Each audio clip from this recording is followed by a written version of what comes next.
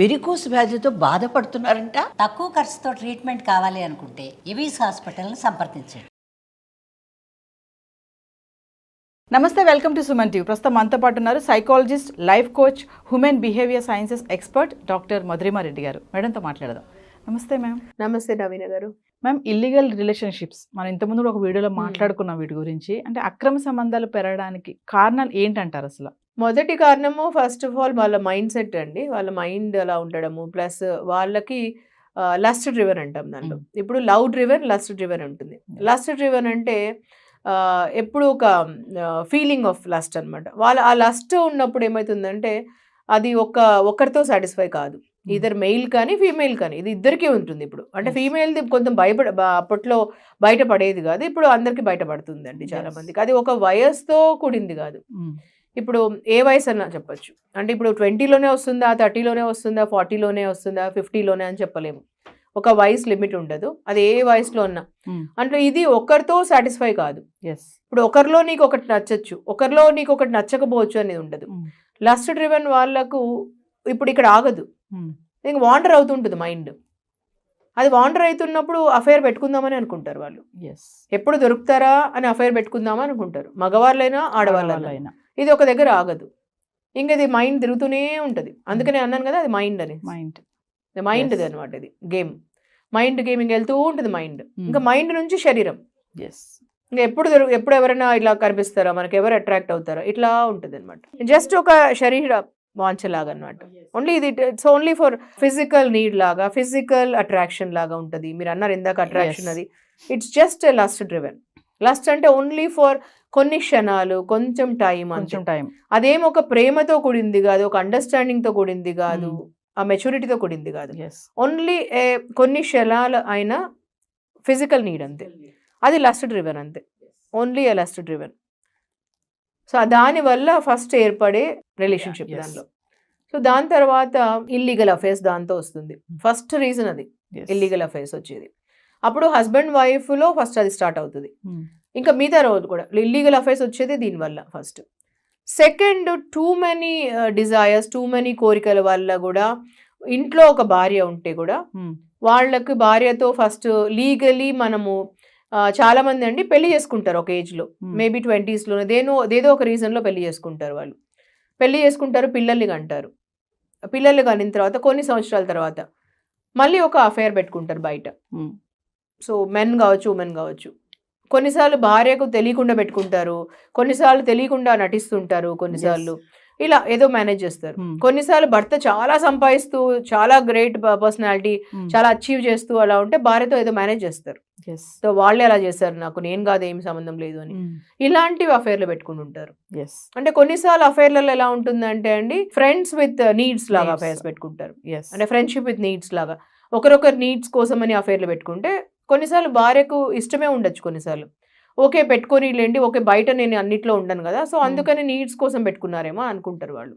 ఇలాంటి అఫైర్స్ అనేది different varieties లో పెట్టుకుంటున్నారు ఈ మధ్యలో. ఓకే, అంటే వైఫ్ కి తెలిసినా కూడా కొన్నిసార్లు ఇలా ఉంటున్నారు. ఓకే, సో అలాంటి అఫైర్స్ కూడా జరుగుతున్నాయి, అంటే అవసరాల కోసం అని. సో ఇలా డిఫరెంట్ వెరైటీస్ ఆఫ్ అఫైర్స్ జరుగుతున్నాయి. ఓకే, సో ఇలా జరుగుతున్నాయి different varieties of affairs. So main affair is lust driven అవుతుంది.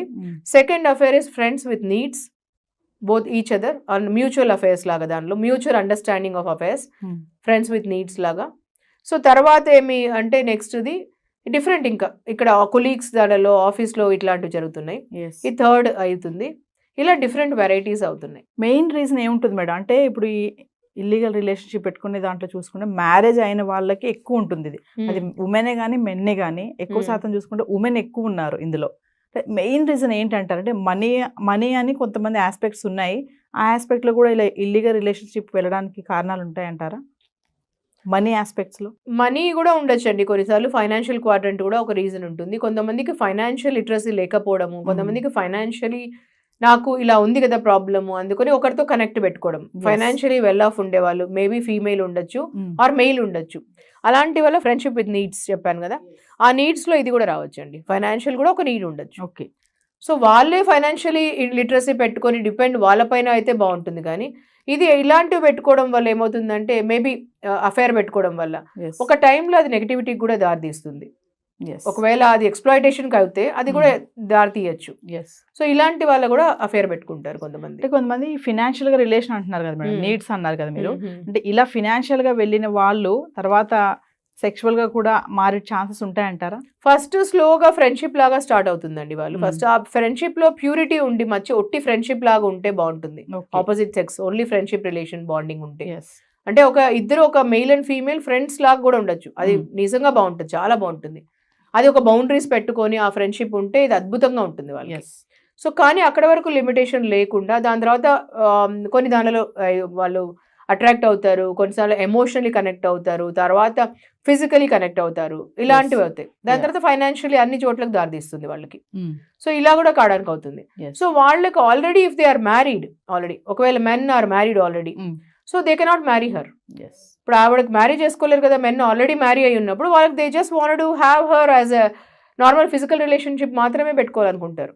ఎందుకంటే వాళ్ళకు ఫ్యామిలీ ఆల్రెడీ ఉంది, they are happy with family. భార్య ఉండాలి, పిల్లలు ఉండాలనుకుంటారు, లీగలీ సొసైటీలో అలా ఉండాలనుకుంటారు. కానీ ఈ అమ్మాయితో కూడా ఉండాలనుకుంటారు. సో అది ఎన్ని రోజుల వరకు వెళ్తుంది? ఫస్ట్ స్టార్ట్ చేసినప్పుడు ఈ అమ్మాయికి బాగానే ఉంటుందండి. తర్వాత ఈ అమ్మాయికి ఏమనిపిస్తుంది, నన్ను కూడా పెళ్లి చేసుకుంటే బాగుంటుంది అనిపిస్తుంది. అక్కడ ప్రాబ్లం వస్తుంది. మ్యారేజ్ అనేటప్పుడు ఎగ్జాక్ట్లీ అక్కడ నుంచి ప్రాబ్లం వస్తుంది ఈ అమ్మాయికి. సో ఈ అమ్మాయికి అప్పుడు ఇష్టం ఉండదు, అంటే రిలేషన్ ఇలానే ఉండాలనుకుంటారు వాళ్ళు. Exactly marriage. సో ఇది క్లారిటీ ఫస్ట్ నుంచి పెట్టుకుంటే బాగుంటుంది. ఎక్స్పెక్టేషన్స్ ఫస్ట్ నుంచే పెట్టుకుంటే, నాకు మ్యారేజ్ కావాలి, ఇంపార్టెంట్ నాకు మ్యారేజ్ అని అనిపించి ఫస్టే క్లారిటీ ఇస్తే బాగుంటుంది. ఆ ఫస్టే ఆ బౌండరీస్ డ్రా చేసుకుంటే బాగుంటుంది. లేదంటే చాలా మంది గిల్ట్ ఫీల్ అయిపోయిన తర్వాత ఆ గిల్ట్ నుంచే లోన్లీనెస్ వస్తుంది, డిప్రెషన్ వస్తుంది, అవి ప్రాబ్లమ్స్ అవుతాయి. కానీ మెన్ తొందరగా మూవ్ ఆన్ అవుతారు. వాళ్ళకి ఈజీ అండి, ఎందుకంటే వాళ్ళకి ఆల్రెడీ క్లారిటీ ఉంటుంది, నా భార్య ఉంది, నా పిల్లలు ఉన్నారు. కానీ ఉమెన్ కి it is very difficult to move on. వాళ్ళకు నన్ను ఎక్స్ప్లాయిట్ చేశారేమో అని ఒక ఫీలింగ్ వస్తుంది. ఆల్రెడీ వాళ్ళకి భార్య పిల్లలు ఉన్నారు కదా, మరి నా లైఫ్లోకి ఎందుకు వచ్చారు? నా లైఫ్లోకి వచ్చింది నన్ను ఒక పర్పస్గా, నన్ను గేమ్ లాగా వాడుకోవడానికే కదా, నన్ను వాడుకొని ఎక్స్ప్లాయిట్ చేయడానికే కదా అని ఒక ఫీలింగ్ ఉంటుంది. నాతో అఫేర్ పెట్టుకొని నన్ను గేమ్ లాగా కానీ వాళ్ళు మెన్ ఏమనుకుంటారంటే, నీదే రెస్పాన్సిబిలిటీ, నీకు తెలిసి నాకు వచ్చావు, ఇలా ఈజీగా బ్లేమ్ వేసుకుంటారు వాళ్ళు ఒకరొకరి పైన. సో ఆ ఒకరొకరి పైన బ్లేమ్ వేసుకున్నప్పుడు మూవ్ ఆన్ ఎవరైతారు ఫాస్ట్ అంటే సమ్ టైమ్స్ మెన్ అవుతారు, some times very slow women అవుతారు. కొన్నిసార్లు ఏమంటే డ్రింకింగ్ అండ్ స్మోకింగ్ లోకి వస్తారు. మనం మహానటి గారిది చూసాము, ఆల్రెడీ ఉమనైజర్ అని తెలిసి కూడా ఆవిడ పెళ్లి చేసుకున్నారు, ప్రేమించారు, పెళ్లి చేసుకున్నారు. ప్రేమించడానికి ముందే చెప్పాడు అతను, నాకు ఇలా భార్య ఉంది, పిల్లలు ఉన్నారు అని చెప్పేసి. ఆవిడకి తెలిసి పాపం పెళ్లి చేసుకున్నారు. ఆ రోజు పెళ్లి చేసుకున్న తర్వాత ఆవిడ ఎక్స్పెక్ట్ చేశారు మారుతారేమో ఇట్లా అని చెప్పేసి. కానీ ఏమైంది, మారుతారేమో అని ఎక్స్పెక్ట్ చేసిన తర్వాత ఆవిడకి ఆల్రెడీ పిల్లలు పుట్టిన తర్వాత మహానటి గారికి ఆవిడ సక్సెస్ అయ్యారు, అవార్డు తీసుకుంటున్నారు. అలా ఉన్నప్పుడు ఇందాక మనం టాక్సిక్ రిలేషన్షిప్లో మాట్లాడాం, మనము we need to celebrate our life with those people who celebrate అస్.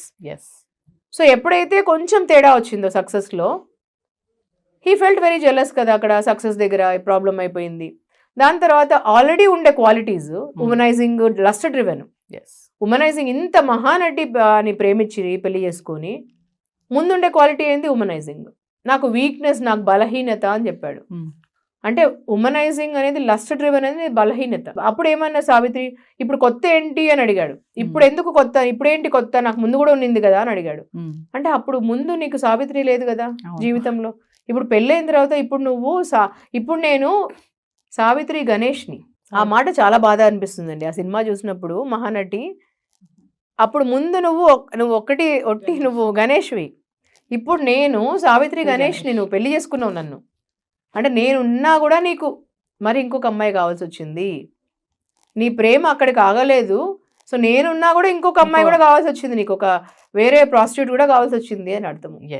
అంటే నేను ఇవ్వలేంది ఒక ప్రాస్టిట్యూట్ నీకు, అంటే దాని పేరు ఏంటి అంటే అక్కడ లస్ట్ డ్రివెన్ వాళ్ళు అక్కడ ఆగరు ఒకరు. అది ఉన్నప్పుడు మనకు దాని పేరు మైండ్ అండి. ఆ మైండ్ వాండరింగ్ చేస్తూ ఉంటుంది. అది ఉన్నప్పుడు క్వాలిటీ ఏంటంటే మనకు ఆ వ్యసనం అంటాం దాని పేరు. అది కూడా ఒకటి డ్రగ్, స్మోకింగ్, డ్రింకింగ్, దానిలాగా మైండ్ ఇట్లా వాండరింగ్ చేస్తుంటుంది. అది చేసినప్పుడు ఏమవుతుందంటే అక్కడ ఆగదు. అది ఎంత అందమైన అమ్మాయి ఉన్నా భార్య, అది ఆగదు అక్కడ, ఒకరితో అయిపోదు, అది ఆగదు అక్కడ. అది వాండరింగ్, ఆ సిచ్యువేషన్ వచ్చినప్పుడు అది అఫేర్ పెట్టుకుంటుంది వెళ్ళి.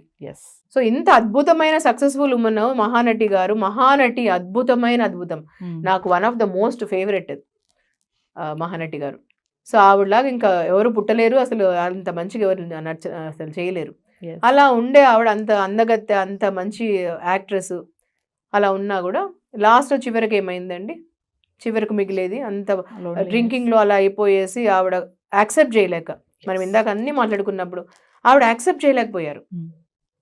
బ్రేకప్ని యాక్సెప్ట్ చేయలేకపోయారు, అతనితో ముందరికి వెళ్ళలేకపోయారు. Yes.